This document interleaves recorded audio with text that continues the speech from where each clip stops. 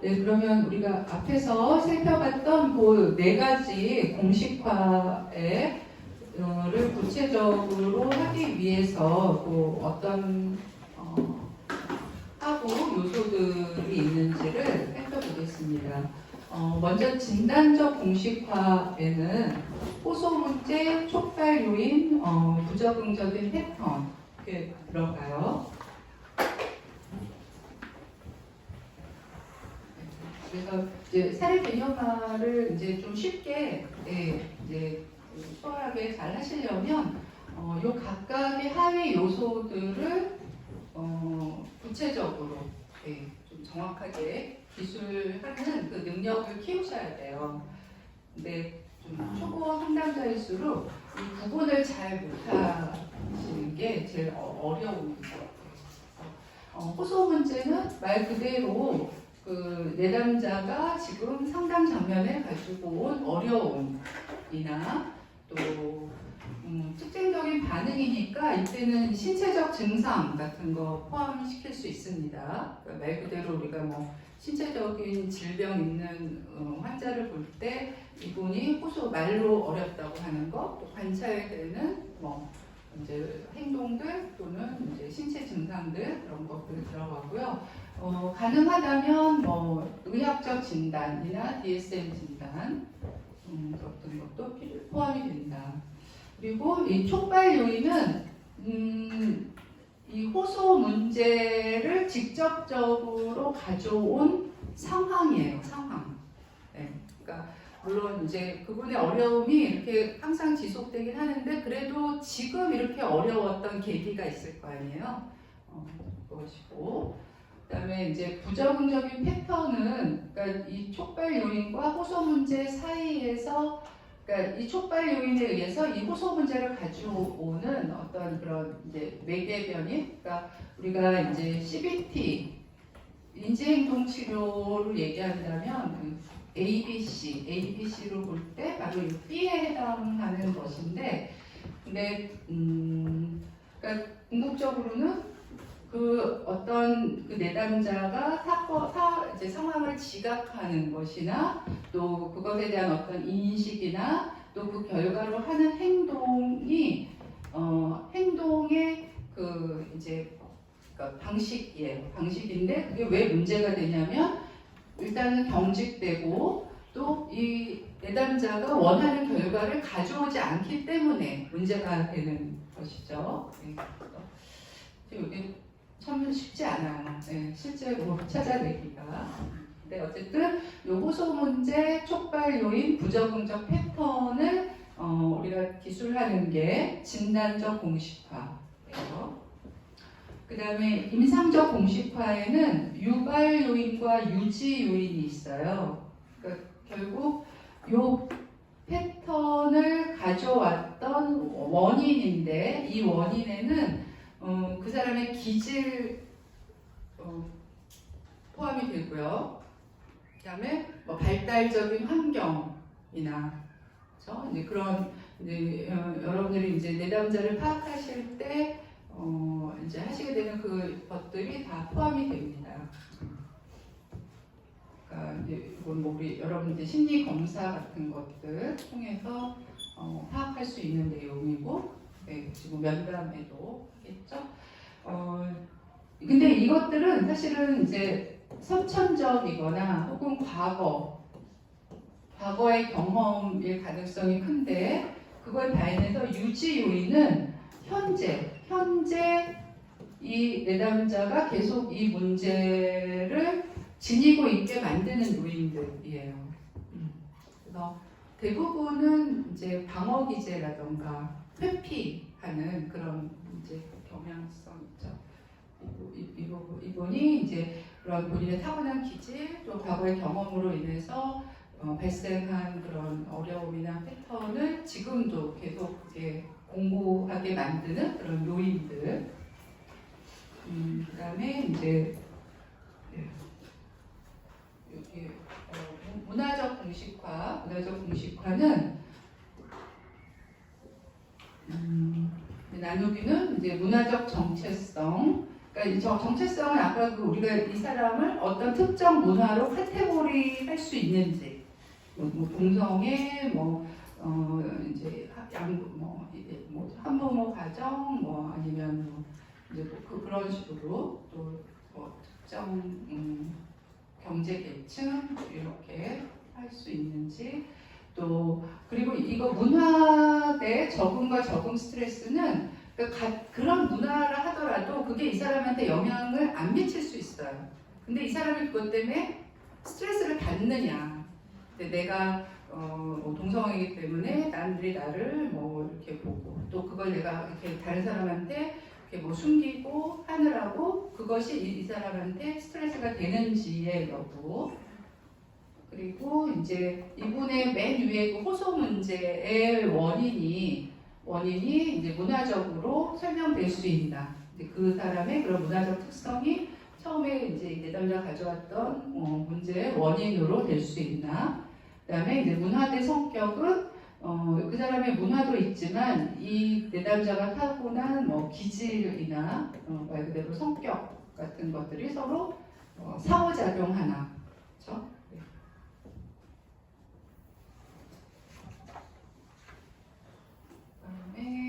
상담계획 공식화. 사실 이제 이 상담계획 공식화를 하기 위해서 앞에 작업들을 다 하는 거라고 보면 되죠. 그래서 이제 내용도 이제 제일 많은데요. 그래서 일단 제일 처음에는 앞에서 적었던 그 부적응적인 패턴 대신에 그것이 이제 적응적이 되면 어떻게 될 수 있나. 그래서 지각, 사고, 행동의 유연하고 효과적인 방식에 대해서 이제 기술을 할 수 있고요. 그 다음에 이제 상담 목표, 이제 단기 목표, 장기 목표, 그 다음에 이제 초점. 초점은 이거는 이제 쉽게 얘기하면 여러분들이 이 상담에 어떤 이론적인 기법이라고 해야 되나? 이론적 접근을 하겠냐는 거예요. 정신역동적 접근, 인간 중심 접근, 마음 챙김 접근, 인지행동 접근 이런 것들. 그다음에 이제 전략과 개입은 요건 이제 일단 예를 보면은 알 수 있는데요. 그러니까 이런 인지행동적 접근에서 이제 좀 큰 카테고리로 이제 어떻게 하겠다. 또 구체적으로 이거는 정말 실제 실행되는 그 하나하나의 기법 같은 것들을 이제 기술하는 것이고요. 그다음에 이제 장애물은 이 내담자가 가지고 있는 부적응적인 패턴으로 인해서 상담 과정에서 예상되는 도전. 그리고 이제 이 문화적 공식화가 이제 적용되는 내담자라면 그럼 그 부분에 대해서 어떻게 개입을 할 것인가. 그렇죠? 어떤 경우에는 이런 사회적인 인식을 바꾸는 캠페인이 될 수도 있어요. 법을 바꾸는 게 될 수도 있고. 근데 그거는 이제 상담자가 할 일은 아니지만 이제 그런 수준에서 이제 이 일이 일어나야 된다. 내지는. 그다음에 이제 마지막으로는 이제 예후, 상담의 예후. 상담을 했을 때 또는 하지 않았을 때 이 내담자의 문제가 어떻게 될 것인가, 또 이제 치료를 했을 때 이제 좋아질 가능성 같은 것들은 어떤가, 기간, 결과에 대한 예측 같은 것들을 정리하면 됩니다. 그래서 이제 조금 단적으로 얘기하자면 여러분들이 사례 개념화를 하신다는 거는 이 표를 채우시는 것이라고 보셔도 돼요. 이 표를 제가 얼마나 잘 작성할 수 있는가의 여부가 사례 개념화이고요. 그다음에 요 표를 작성하는 이제 구체적인 예를 먼저 들어가기 전에 사례 개념화에 대한 평가. 그러니까 어떻게 사례 개념화를 하면 우리가 이제 잘했다고 칭찬을 받을 수 있는지 그 여부를 먼저 보겠습니다. 엘스라는 학자가 사례 개념화의 평가를 위한 세부적인 기준을 제안했는데요. 그래서 이제 요 내용들이 포함이 되면 사례 개념화를 잘했다 이렇게 얘기할 수가 있어요. 그래서 먼저는 심리 이론이 어느 정도 문제와 증상을 설명하고 있는가. 그러니까 여러분들이 그 상담 계획 공식화에서 초점으로 삼았던 특정 어떤 이론이 이 내담자의 이제 문제나 호소하는 증상을 이제 잘 설명하고 있는지, 내가 그렇게 개념화를 했는지 여부를 살펴보시면 되고요. 또 이 이론이 충분히 일관성 있게 구체화되고 있는가. 그러니까 이제 어떤 특정 경우와 상황뿐만 아니라 그 내담자가 경험하는 문제나 상황을 이렇게 전반적으로 통틀어서 이 이론이 또는 내가 이제 개념화한 그 청사진이 이제 일관적으로 또 이렇게 관통해서 설명을 하고 있느냐는 거죠. 그러니까 특정 상황에는 설명이 되는데 다른 상황에서는 적용이 되지 않는다면 이제 잘된 사례 개념화는 아니라는 것이고요. 또 선택한 이론의 핵심 구성 요소가 포함되어 있는가. 그러니까 어떤 이론을 택했던 간에 그 구성 요소가 내 개념화 안에 포함이 되고 있는가. 또 그것이 충분히 호소 문제를 설명하는가. 또 우리가 앞에서 살펴봤던 진단적 공식화와 임상적 공식화의 모든 요소가 상담 계획 공식화, 또 상담 계획에서 연결되어서 유기적으로, 그러니까 이제 처음 상담을 시작하시고 배우시는 분들이 제일 어려운 게 요 각각의 공식화를 하나하나 하기도 어렵지만 이렇게 유기적으로 연결되고 하게 이제 그 개념화하고, 그러니까 그 개념화한다는 거는 그렇게 내담자를 이해한다는 거죠. 그러기가 좀 그걸 잘 안 되고 힘들어하는 게 일반적이에요.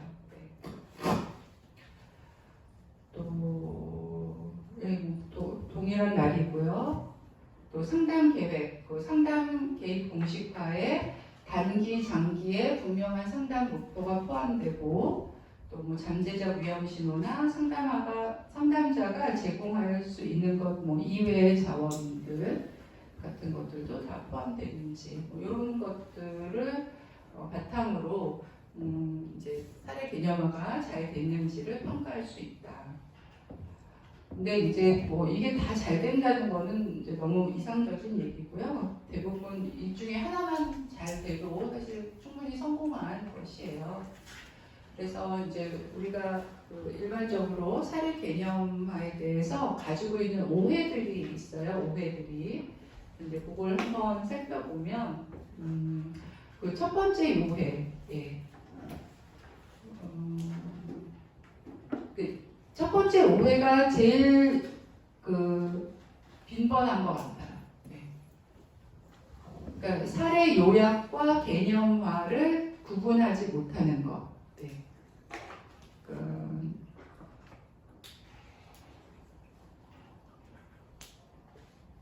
그래서 이제 우리가 사례 요약이라고 얘기하면 사례 요약은 사례의 객관적인 사실, 호소 문제, 발달사, 사회적 배경, 정신상태 검사 등을 종합 정리한 거. 그러니까 여러분들이 이걸 되게 잘하세요. 이거 사례 요약. 이거는 처음 보고서를 쓰시는 분들도 다 잘하시더라고요. 네.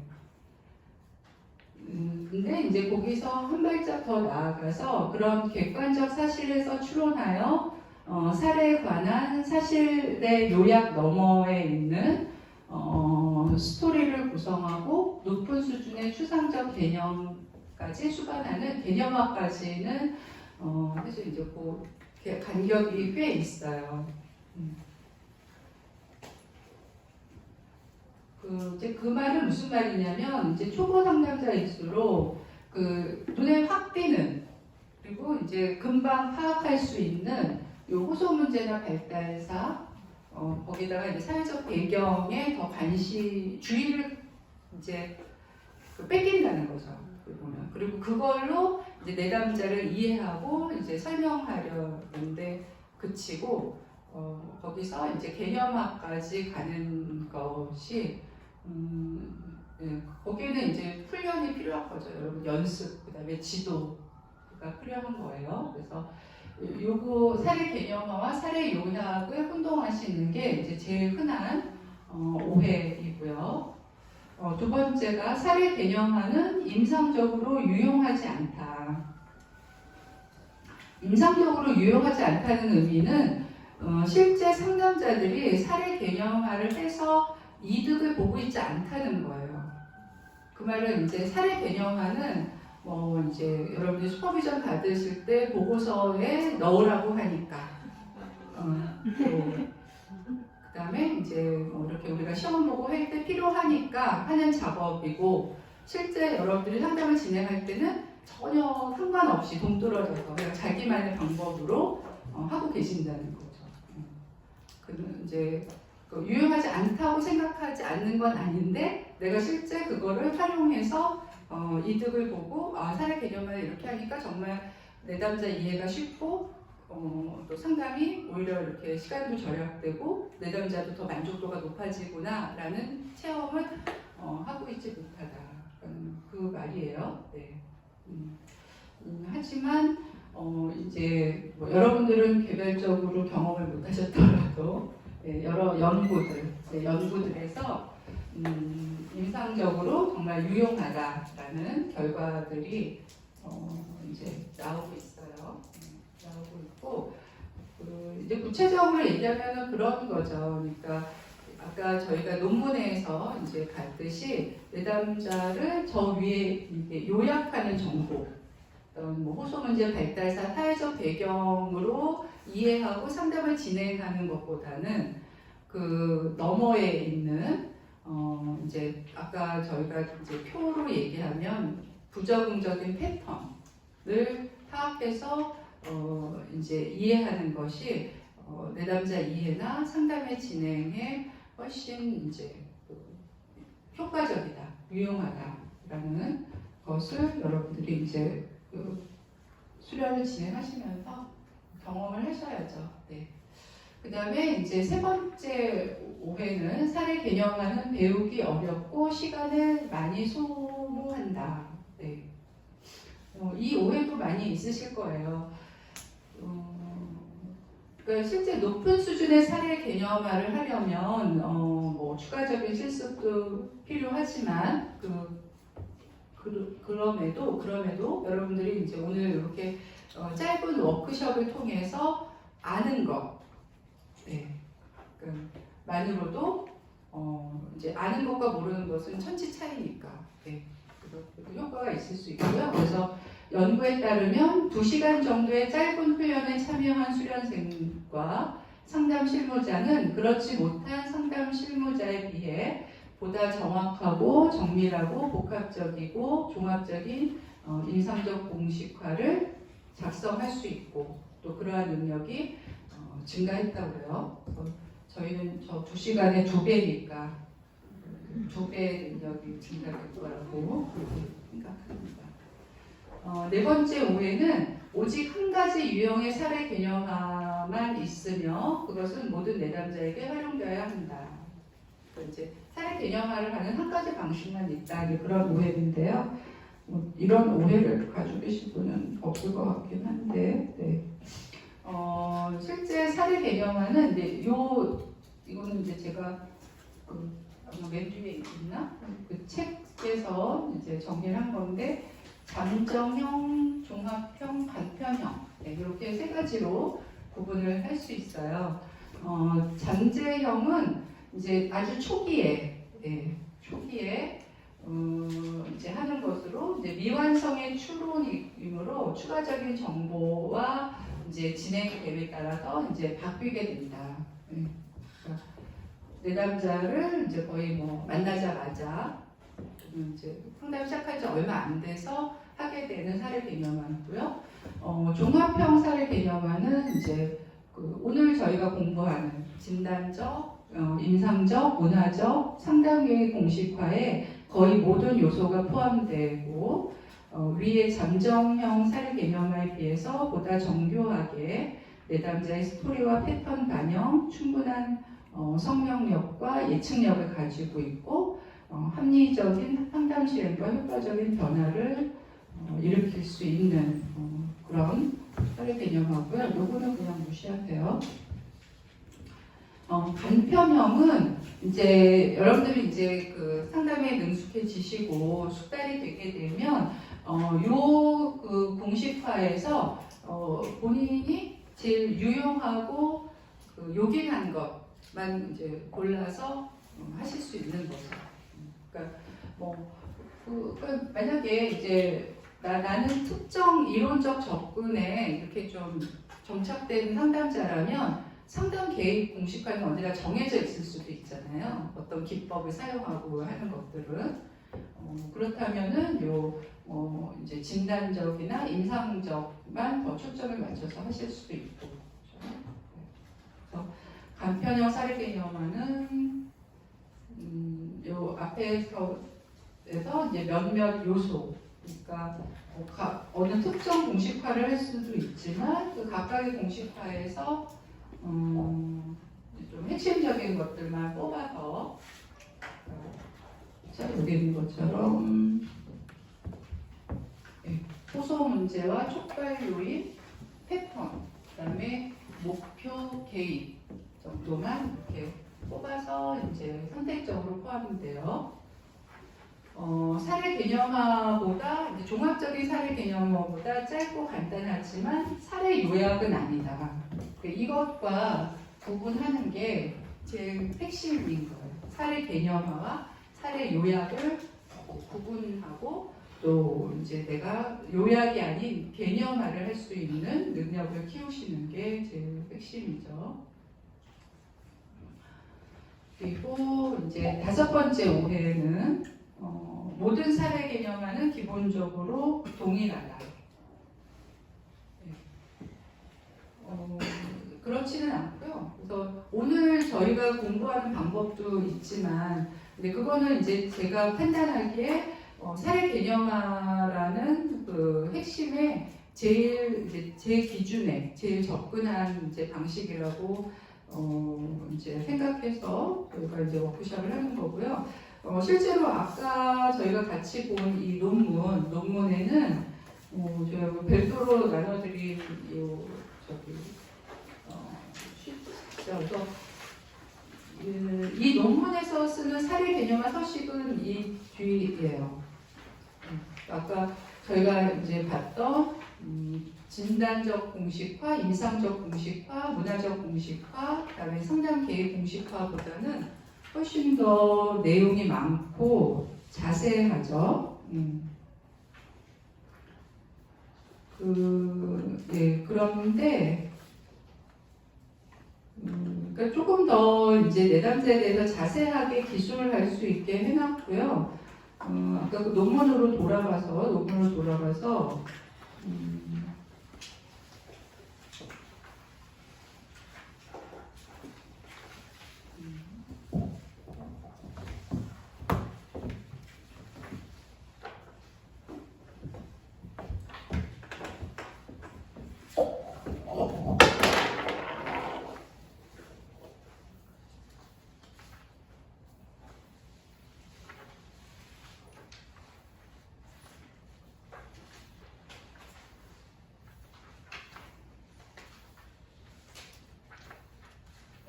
제가 여기 하이라이트 해놓은 표가 이제 뭐냐면 이 왼쪽 판에 있는 것들이 여러분한테 나눠드렸던 이 표의 사례 개념화의 요소들인데 이것과 상담 경력이 이제 오래된 상담자들이 중요하다고 평가한 또 이제 많이 쓴다고 평가한 요소들의 표예요. 그래서 보면은 여기 보면 핵심 이제 그 내담자의 핵심 문제 및 정서나 그다음에 뭐 발달적 역사, 문제의 기원, 과거 문제점 및 그 당 상황. 그래서 이건 유발 요인이잖아요. 유발 요인. 그다음에 이게 호소 문제. 그리고 통찰 수준 및 내용, 인지적 스타일, 정서적 스타일 이런 것들이 일종의 패턴 일 수도 있고요. 패턴일 수도 있고, 그다음에 이런 대처 전략 이게 유지 요인이죠. 유지 요인. 아까 우리 그 표현 같은 것들. 그리고는 이 마지막에는 이제 상담 개입 공식화 같은 것들이고, 핵심 문제에 대한 이론적 설명이나 종합 평가 이것도 뭐 패턴하고 비슷해서 이제 여기도 그 요소들이 많긴 하지만 그 숙련된 상담자들이 중요하다, 관련이 많다라고 하는 거는 아까 저희가 그 이제 살펴본 표의 내용들과 크게 다르지 않다는 거를 알 수 있어요. 근데 제가 이걸 나눠드린 이유는 이제 그 다른 방식의 사회 개념화도 있다라는 것이고, 또 이제 개인에 따라서 아까 저희가 그 이제 살펴봤던 표가 조금 너무 이렇게 추상적이다라고도 있고, 이렇게 압축되어 있다. 그래서 이 표로 작성하시는 걸 좀 더 수월해 하시는 분도 있어요. 그러니까 이제 기술하는 내용들이 좀 많거든요. 요약처럼. 그래서 이제 기술을 좀 충분히 하고 그거를 이제 묶어서 여러분들이 개념화로 갈 수 있게 도와주기 때문에, 그러니까 그거는 여러분들이 실제 내담자, 여러분 상담하고 계신 내담자를 대상으로 사회 개념화를 연습하실 때 한번 앞서 이제 저희가 그 진단, 임상, 문화, 상담계획 공식화 표가 너무 막연하고 어려우실 때는 한번 이 표를 먼저, 여기 앞에 설명도 있거든요. 어떻게 하는지 이거 한번 이걸 먼저 초벌적처럼 해보시고 요걸 토대로 그 표를 작성하시는 것도 하나의 방법이에요. 설명해 드리고 싶고요.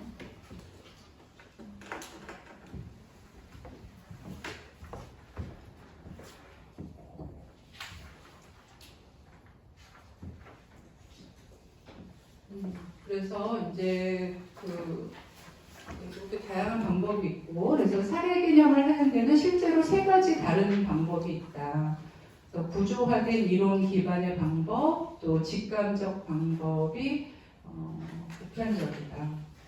그래서 구조화, 표준화된 사례 개념화 방법은 오늘 저희가 이제 공부하는 것 또는 논문에서 나눠드린 그런 내용일 거고요. 비표준화된 사례 개념화 방법은 이거는 이제 특정 이렇게 표를 채운다거나 막 양식을 작성한다거나 이제 그러기보다는 이제 현장에서 이제 좀 숙련된 상담자들이 이제 면담만으로 그 내담자에 대해서 파악하는 그런 좀 직관적인 자기만의 방법이라고 생각하시면 되죠. 직감적인 방법으로 일상의 상담 현장에서 사례를 개념하기 위해 자기 자신만의 독특한 양식을 만들고 발전시켜온 상담 실무자들에 의해 활용된다. 그래서 상담 실무자가 사례를 개념화하는 방식에 대해 주인의식이 있지만 방법의 질과 신뢰도가 떨어진다. 그러니까 교육으로는 적합하지 않은 방법이에요. 그냥 나만의 방법 이렇게 되지만 이걸 갖고 다른 사람한테 교육하거나 전달하는 것으로 쓰는 것은 적절하지 않죠. 그러니까 이런 구조화된 표준화된 사례 개념화로 훈련을 받고 여러분들이 임상 현장에서 자기만의 방법을 이제 정착해 나가시는 거죠. 그다음에 이제 통합적 사례 개념화 방법은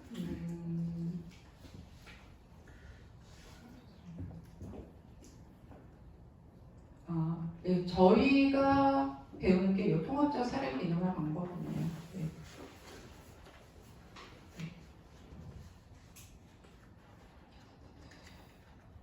거의 다르지 않아요. 네, 다르지 않은데 요거는 이제 그 상담 계획 공식화에서 이제 원칙적으로는 하나의 상담 이론만 적용이 되지만 통합적에는 좀 여러 개의 상담 이론적 접근이나 기법이 같이 활용될 수 있다는 것이 네.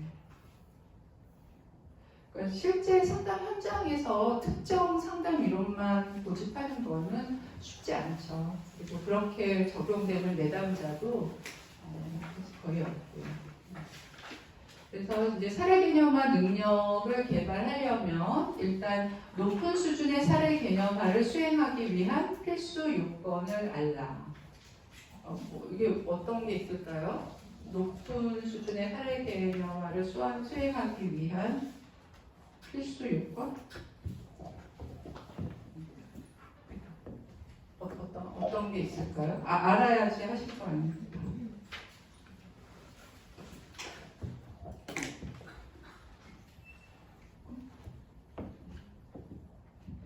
다른 관점에서 보는. 네? 보통 검사가 있으면은 일관돼야 되지만은 다른 관점에서 검사가 다를 경우에 검사 결과가 다를 경우에 다른 관점에서 보는 것도 하나의 다양한 검사 결과들을 통합한다는 의미신가요? 아니요, 검사가 결과가 같다고 보면은요, 검사가 결과가 같지 않는 검사를 반대 입장에서 관점에서 보는 것도 포함되는 의미인지. 뭐 아니다라고 할 수는 없지만 그 부분은 이제 그 검사 해석이나 거기에 더 한정된 내용이겠죠. 검사를 해석하고 활용하는 것에 더. 아까 오늘 중에서 그거 여쭤보려고 했는데. 네. 예를 들어서요, MMPI하고 로시하고 완전히 다른 결과라면은, 다른 반대 결과라면은 그런 관점에서 바라보는 것도 사례가 결과에 좀. 그러니까 한 내담자에게 검사를 했는데 MMPI에서 이렇게 나온 결과와 로시아에서 나온 결과가 다르다고요? 좀 다르다고 느낄 때 네. 그 관점을 반대 관점에서 바라보는 것도 사례 경험화에 포함시킬 수 있는 건지, 예의적인 거로도 좀 볼 수 있는데 그런 부분도 포함을 시키는 수 있는 건지. 그러니까 이제 제가 설명드리는 거는 이제 우리가 한 사람의 내담자를 이해할 때는 그런 작업이 분명히 들어가죠. 검사를 했는데 객관화 검사와 주사 검사가 상당히 상반되게 다른 이제 정보를 내담자에 대해서 이야기하고 있을 경우 그런 예도 사실 많이 있죠. 근데 그거는 검사의 해석, 우리가 검사를 실시하고 해석하는 그 단계에 더 적합한 이해 과정이고 사례 개념화는 그걸 포함해서 훨씬 더 내담자를 더 통합적으로 보는 작업이 됐죠. 그러니까 그 검사 결과는 아까 어디에 해당이 돼요? 사례 개념화에서? 네? 얘기하신 것 같은데? 유발 요인. 그렇죠. 그러니까 내담자 호소 문제의 유발 요인을 해석하는, 이제 파악하는데 검사가 활용이 되는 거고, 그 검사의 활용에는 지금 흔히 얘기하신 다양한 검사들이 어떤 이제 수렴되게 내담자를 알려주는 게 아니라 되게 상반적으로 내담자를 알려주는 것에 대한 이제 이해도 포함이 된다. 그러면 되게 좋은 사례 요약이라는 거는 네. 검사 이전에 그냥 면담하고 좀 비슷한 느낌인데 그렇게 봐도 되는 거예요. 사례를 이해하는 거지. 요약. 네, 사례 요약이라고 아까 요약. 요약이요? 부분에서, 네. 사례 요약과 사례 개념화의 차이. 사례 면담과 사례 요약이 비슷하게 느껴지는데 그렇게 봐도 될지 좀. 네. 그렇죠. 네, 사례 요약을 위한 정보를 면담에서 제일 많이 얻죠. 네. 근데 이제 개념화까지 가려면 검사 결과가 네. 이제 분명히 반영이 돼야 되고 또 그것을 이제 넘어선 그 이제 내담자에 대한 통찰이나 이해가 더 추가돼야 된다. 더 심도 있게 들어가야 된다.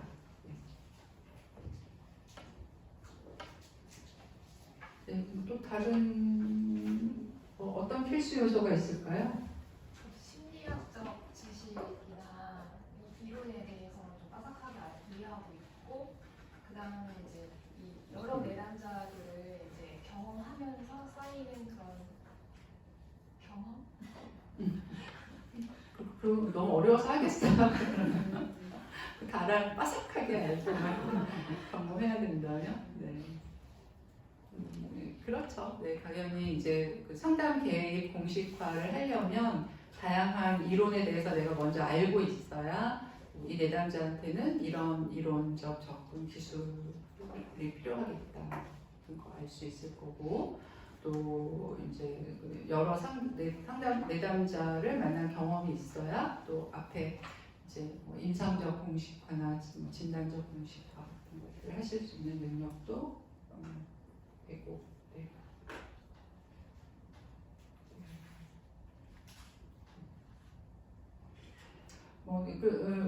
얘기하신 거 다 맞고요. 필수 요건은 결국 우리가 앞에서 살펴봤던 그 네 가지예요. 네. 진단, 임상, 문화, 상담 계획. 네. 그 네 개에 대해서 여러분들이 정확히 이해하고 또 실제 이제 연습해서 실행하실 수 있는 게 필요하고요. 그다음에 또 사례 개념의 가치를 성장시키는 네, 오해를 버려라. 그다음에 꾸준히 연습하라. 또 여러분들이 이제 그 실시한 사례 개념화에 대한 피드백을 받으라. 네. 이제 저희 이제 수련생 분들은 당연히 이제 그 슈퍼비전을 진행하니까 이제 그렇긴 하지만 이것에 대해서 이제 여러분들이 이렇게 그 가볍게 소홀히 안 여기셨으면 좋겠어요. 네. 그래서 사실 이제 한 번의 피드백이나 네, 슈퍼비전은 여러분들 뭐 워크샵이나 아니면 개별적으로 공부하는 것을 정말 이렇게 줄여주죠. 그러니까 내가 혼자서 이렇게 하려고 하면 뭐 100시간 걸렸던 것이 한 번 슈퍼비전 받으면 네, 또 그만한 효과를 얻을 수 있는 이제 강력한 여러분들의 그 교육 수단입니다. 정말 많이 활용하시라고 권해드리고 싶고요. 또 다양한 사례 개념화, 특히 모범 사례를 개관하고 연구하라. 네, 그래서 사실 이제 요거를 하기 제일 좋은 거는 뭐 이제 공개 사례 발표 같은 것들이죠. 물론 이제 저희가 이제 수련 과정에 하게 되는 공개 사례 발표도 있지만 거의 모든 이제 그 학회 학술 대회에는 이제 사례 개념화 이제 시연이나 발표하는 그 세션들이 꼭 있어요. 그러니까 이제 그럴 때마다 여러분들이 가서 좀 배우시고 경험할 수 있는 기회를 높이시고요. 또 사례 개념화의 통합적 방법을 배우고 자주 연습하라. 네. 그래서 일단은 내가 지식으로 알고 연습하고 네, 피드백을 받고 또 모범 사례를 보는 거, 네, 간접 경험하는 거, 네, 그것이 이제 개발 전략이다. 당연한 얘기긴 하지만요. 네.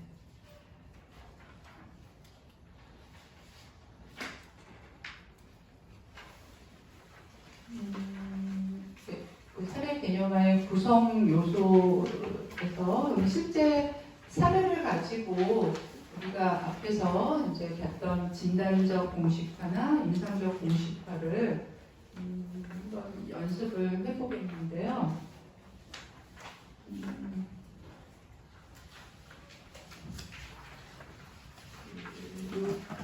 괄호 안에 있는 거를 한번 어떤 분이 읽어주실래요? 강 선생님 좀 읽어주실래요? 박스 안에 있는 거. 상담 실무자가 높은 수준의 사회적 불안과 표시를 보이는 두 내담자를 평가하였다. 두 내담자는 다른 사람들과 잘 소통하지 못하고 사회적으로 관계를 맺기보다는 혼자 있기를 좋아한다. 진단적 평가에서 두 내담자는 동일한 DSM 장애 기준을 충족하는 것으로 나타났다. 그러나 이러한 공통된 진단을 넘어 이 두 내담자에게는 아주 다른 상담 개입 계획이 주어졌다. 그 이유는 그들이 임상적 평가, 예를 들어 인지행동 평가에서 아주 다른 결과를 보였기 때문이다. 한 내담자는 사회적 기술이 아주 떨어진다. 그는 더듬더듬 조용히 말을 하고 잘 알아듣지 못하며 다른 사람들은 그가 말하는 방식을 무시하거나 부정적으로 언급하는 경향이 있다. 임상적 평가에서는 상당한 행동적 결핍이 나타났다. 따라서 상담 개입 계획은 보다 행동적인 것에 초점을 두어 사회적 기술 훈련을 강조하였다. 반면에 다른 내담자는 말을 잘 들으며 적절히 소통할 수 있고 다른 사람들은 그에게 우호적으로 반응하는 편이다. 그의 문제는 기술의 부족이 아니라 자신이 사회적 기술이 부족하다고 생각하는 것이다. 결과적으로 그는 자신이 잘못 말해 창피당할 것이라는 예기 불안을 경험하고 있으며 그래서 다른 사람들의 긍정적인 언급을 무시할 가능성이 있었다. 이 내담자의 상담 개입 계획은 좀 더 인지적인 것에 초점을 두고 내담자의 부적응적 신념을 다뤘다. 12회의 맞춤형 상담 개입 후에 두 내담자는 증상에서 벗어나게 되었고 사회적 관계를 형성해 나가는 힘이 생겼다. 네. 그래서 요 이제 박스 안에 있는 예에서 보면은 이제 두 사람의 내담자고 이제 진단적 공식화에서는 동일한 진단이 내려진 거죠. 진단을 어떻게 하는 건가요? 진단명이 있지는 않은데 다른 사람과 잘 소통하지 못하고 사회적 관계를 맺지 못하는 뭐 특별한 진단명으로 한 것 같진 않아요. 근데 다른 상담 개입, 그러니까 A 내담자에게는 이제 사회기술 훈련이나 이제 그런 것이었고 B는 이제 사회 불안을 다루는 상담 계획이 이제 공식화가 되었는데 그 얘는 임상적 공식화에서 차이를 보였기 때문이다. 그래서 A는 이제 그 타인에 대한 뭐 이제 그 공감이나 타인의 그 평가, 사회적 기술이 떨어지는 반면에 B는 이제 사회 불안, 그러니까 내가 얘기하면 뭐 나를 무시할 것이다 이렇기 때문에 A 내담자는 뭐 행동적 접근인 반면에 B 내담자는 인지치료나 이런 것들이 들어갔다. 네, 그래서 이제 진단적 평가라고 하면 DSM-5에 근거한 진단을 내리고 그 다음에 급성, 심각성, 안정성 등에 임각해서 이제 즉각적인 상담 계획을 판단할 수 있는 것들을 얘기하고요. 그다음에 임상적 평가는 이제 원인적인 측면이기 때문에 물론 아까 저희가 봤던 이제 유발 요인, 유지 요인으로 나누는 것도 되지만 이제 그 유발 요인, 유지 요인을 이제 어떻게 개념화하느냐는 이렇게 이제 어떤 심리적 접근을 하느냐에 따라서 달라질 수 있어요. 그러니까 임상적 평가는 내가 어떤 이론적 접근을 가정하느냐에 따라서 달리 이야기할 수 있는 거죠. 그러니까 생리심리사회적 평가를 하거나 인지행동적 평가를 하거나 역동적 평가 혹은 해결 중심적 평가, 뭐 아들러 통합적 패턴 중심의 평가를 하느냐에 달라지는데 일단 이제 저희 오늘 워크숍에서는 요거를 하는 거죠. 특정 이론적 접근으로 하기보다는 통합적 패턴 중심의 평가를 한다. 근데 이렇게 하지 않고 여러분들이 그냥 이런 특정 이론적 접근에서 요 임상적 평가를 할 수도 있어요. 네. 그러니까 이제 가능하다는 거 알아두시고요. 네, 여기까지 하고 3시까지 쉬었다가 다시 시작할게요.